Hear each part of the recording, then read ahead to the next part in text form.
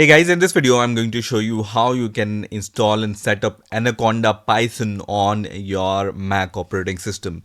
So let's get started and let's see how we can do it. So first of all, open your favorite browser and search for download Anaconda, and the first link which will appear here will be from anaconda.com/downloads. So we are going to click on this first link and straight away you will see this kind of web page.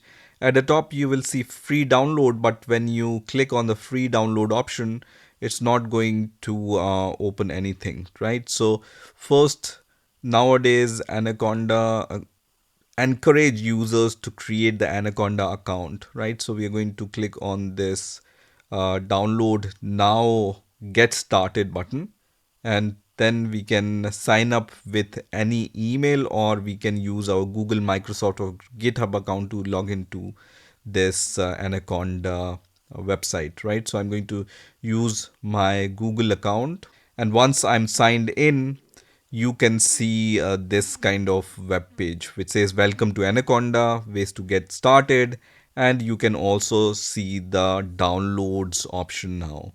So you can see the option for Windows, macOS, and Linux. And for installing Anaconda, you have this option for Apple Silicon chip, which is 64-bit graphical installer. We are going to download this installer, right? So I'm going to click on this graphical installer option, and this is going to start the installation of this anaconda.pkg file. So nowadays, if you want to install Anaconda, you should have the account on this website, and you can simply create this using your Google or Microsoft or GitHub account. So once this .pkg file is downloaded, I'm going to click on this .pkg file, and then let me minimize the browser, and then it says this package will run a program to determine if software can be installed. I'm going to click on allow here, and here the first window for the Anaconda setup wizard is like this.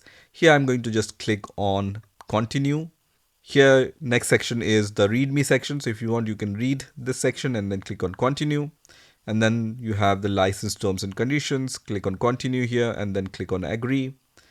And then this is the destination selection, right? So install for all users of this computer. This default selection is fine for me, and in most of the cases it's fine. And you can see it's going to take around 6 GB of space, so be mindful about that also. And then click on continue here, and then installation type, once again the similar kind of information. Click on install button to start the installation, but before this, this installation will ask you to provide your macOS password which you use to log into your Mac operating system.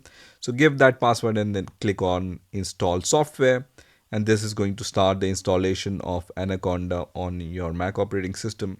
So at this point you just need to wait for a few seconds to few minutes depending on the speed of your internet and your computer, and wait for the next step. And after a few seconds you can reach to the next window which says code with Anaconda in the cloud.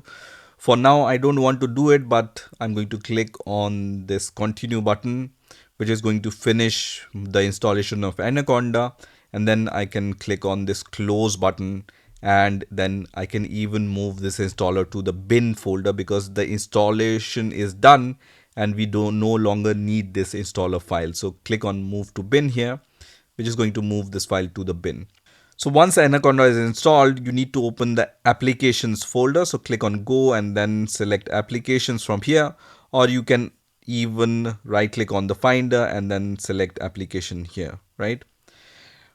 So here you need to search for Anaconda Navigator. So this is the Anaconda Navigator in your applications folder. This is the shortcut for the Anaconda Navigator. So I'm going to just double click on this Anaconda Navigator inside the applications folder, and then it's going to start this Anaconda Navigator, right? So you can see the Anaconda Navigator has been launched. And here you can see sign in for the AI coding help. So nowadays this Anaconda also comes with the AI assistants, and To use that AI assistant, you need to sign in to your Anaconda account. For now, I don't want to use it, so I'm going to just click on the close button, and then I can see all these tools under Anaconda. So you can see all the applications. You can also sort them by installed application. So let's select this installed application. So when we install Anaconda, it installs some tools like Jupyter Lab, Spyder, and Qt Console. And if it recognizes that VS Code or PyCharm is already installed on your system, then it's also going to show you those tools, right?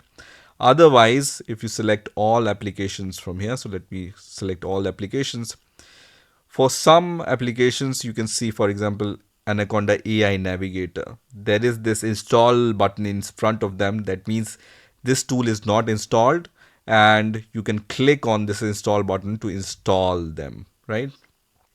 So for now, what we are going to do is we are going to open the Jupyter Notebook. So let me just click on this Jupyter Notebook option, which is installed with the Anaconda distribution. So let me click on launch in front of Jupyter Notebook option, and it's going to start the Jupyter Notebook. So first of all, it's going to open this kind of terminal and run the Jupyter Notebook instance. So once the startup is successful, you can go to your web browser where Jupyter Notebook is launched at this port. You can see an Anaconda toolbox also here, and in the middle you will be able to see the Jupyter Notebook section. So for now, I'm going to just close this AI assistant, and I'm also going to close this Anaconda toolbox from here so that I only see this Jupyter Notebook section. So here I'm going to navigate to the folder where I want to create some file or open some notebook, right? So I'm going to go to my documents folder. So let me just move back, documents folder. And here I want to go inside the sample folder where I already have a sample test.py file, and I'm going to create a new file here, right? So let me create a new IPYNB file, which is the Jupyter Notebook file. So let me click on new and then click on Python option here. So you have few options: Python, Conda environment base, terminal, console, new file, and then you have the folder.